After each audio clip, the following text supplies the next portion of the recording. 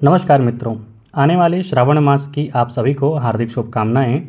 इस वर्ष 2 श्रावण मास है, अर्थात एक अधिक मास है यानी कि पुरुषोत्तम मास जिसे कहते हैं या फिर मल मास कहते हैं।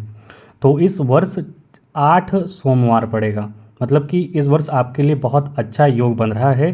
धन धान्य के लिए, सुत के लिए, जया के लिए, सुत यानी संतान के लिए, जया यानी कि पत्नी के लिए या फिर पति के लिए, मतलब जो भी मनोकामनाएं आप मांगना चाहते हैं उन सब के लिए बहुत अच्छा मुहूर्त बन रहा है। आइए इसी के बारे में हम चर्चा करेंगे कि इस दिन क्या पड़ रहा है।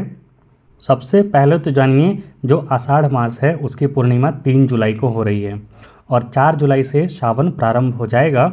इसे सावन या फिर श्रावण भी कहते हैं और ये 30 अगस्त को इसकी पूर्णिमा होगी, अर्थात ये काफ़ी लंबा टाइम चलेगा और 2 मास का मिला के 1 मास बनने वाला है। इसकी संरचना कैसी रहेगी, सबसे पहले जानिए। 4 जुलाई को कृष्ण पक्ष चढ़ेगा जो कि 17 जुलाई तक रहेगा, अर्थात जो श्रावण मास, जो नेचुरल श्रावण मास हर वर्ष होता है उसका जो चढ़ेगा वो 4 जुलाई से 17 जुलाई तक कृष्ण पक्ष रहेगा, जिसमें कि 2 सोमवारी पड़ेगा और उसके बाद 18 जुलाई से लेकर 16 अगस्त तक अधिक मास रहेगा। फिर 17 अगस्त से लेकर 30 अगस्त तक जो नॉर्मल श्रावण मास होता है उसका शुक्ल पक्ष चढ़ेगा और उसमें फिर 2 सोमवारी रहेगा, अर्थात मल मास में 4 सोमवारी और मल मास से पहले जो श्रावण मास जो रेगुलर होता है उसका 2 सोमवारी और मल मास के बाद जो शुक्ल पक्ष की जो सोमवारी होगी 2, वो मतलब मिला के टोटल 8 सोमवारी होगा। आइए उसकी हम तिथि जानते हैं।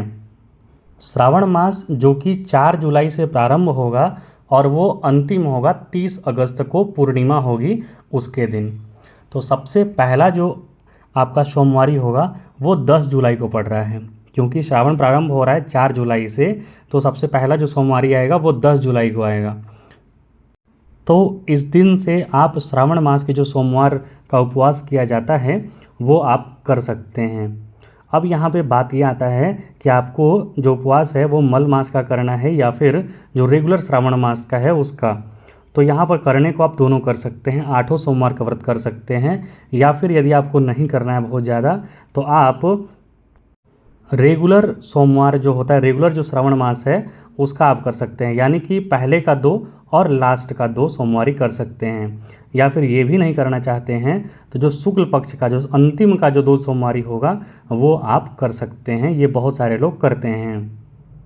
तो पहला सोमवार आपको पड़ेगा 10 जुलाई 2023 को, उस दिन से आपको प्रारंभ करना है। उसके बाद 15 जुलाई को प्रदोष व्रत हैं, बहुत सारे लोग प्रदोष व्रत करते हैं शिव जी का, तो 15 तारीख को प्रदोष व्रत है, वो भी आप कर सकते हैं, बहुत उसका पुण्य मिलता है। तो जो दूसरा सोमवार होगा वो आपको पड़ेगा 17 जुलाई को और इसी दिन हरियाली अमावस्या भी पड़ रहा है, सोमवती अमावस्या भी पड़ रहा है। तो 17 जुलाई का जो तिथि है वो बहुत ही ज़्यादा महत्वपूर्ण हो जाता है। ये जो 17 जुलाई का जो सोमवार है या फिर जिस दिन अमावस्या है उस दिन का व्रत उपवास सबको करना चाहिए, इसका बहुत अच्छा पुण्य प्राप्ति होता है। उसके बाद मल मास प्रारंभ हो जाएगा 18 जुलाई से। तो मल मास का जो पहला सोमवार पड़ेगा, मल जो श्रावण मास है उसका 24 जुलाई को उस दिन पड़ेगा और उसके बाद फिर अगला जो सोमवार पड़ेगा वो 31 जुलाई को पड़ेगा। ये 24 तारीख 31 तारीख को जो है वो अधिक श्रावण मास यानी मल मास या फिर पुरुषोत्तम मास का जो मास माना जाता है उसका सोमवारी पड़ेगा। ये भी आप सभी कर सकते हैं, लगातार 8 जो सोमवार आ रहा है उसमें। फिर अगला सोमवार आएगा आपका 7 अगस्त को, ये भी आपका मल मास यानी कि पुरुषोत्तम मास का सोमवार पड़ेगा और ये पुरुषोत्तम मास का तीसरा सोमवारी है 7 अगस्त को। और चौथा सोमवारी आपका पड़ेगा 14 अगस्त को, सर्वार्थ सिद्धि योग है उस दिन। और 14 अगस्त को श्रवण मास का जो मल मास है यानी अधिक मास है उसका अंतिम सोमवारी पड़ेगा। और उसके बाद आपका जो 17 जो अगस्त है, 17 अगस्त से आपका पुनः हर वर्ष की भांति जो श्रावण मास होता है उसका शुक्ल पक्ष प्रारंभ हो जाएगा। ये सोमवार सभी कोई को करनी चाहिए, जो पहले वाला सोमवार नहीं किए हैं उनको भी ये करना चाहिए। वो 21 अगस्त को पड़ेगा तीसरा सोमवार। और फिर जो अंतिम जो मतलब श्रावण मास का जो अंतिम सोमवारी पड़ेगा वो आपका पड़ेगा 28 अगस्त को। लेकिन उसके पहले 27 अगस्त को श्रावण पुत्रदा एकादशी है। वो भी बहुत सारे लोग पुत्रदा एकादशी करते हैं, जिनको पुत्र की कामना है वो श्रावण पुत्रदा एकादशी कर सकते हैं। और 28 अगस्त को आपका अंतिम सोमवारी पड़ेगा। तो इस श्रावण मास जो कि 2 महीना चल रहा है उसका अंतिम सोमवारी आपको 28 अगस्त 2023 को पड़ेगा। और फिर श्रावण मास की जो पूर्णिमा है वो 30 अगस्त को हो जाएगी। अर्थात इस वर्ष आपके पास 8 सोमवार का व्रत है भगवान शिव को प्रसन्न करने के लिए। और जो पुरुषोत्तम मास होता है, जो अधिक मास होता है, वो भगवान विष्णु को भी अति प्रिय होता है।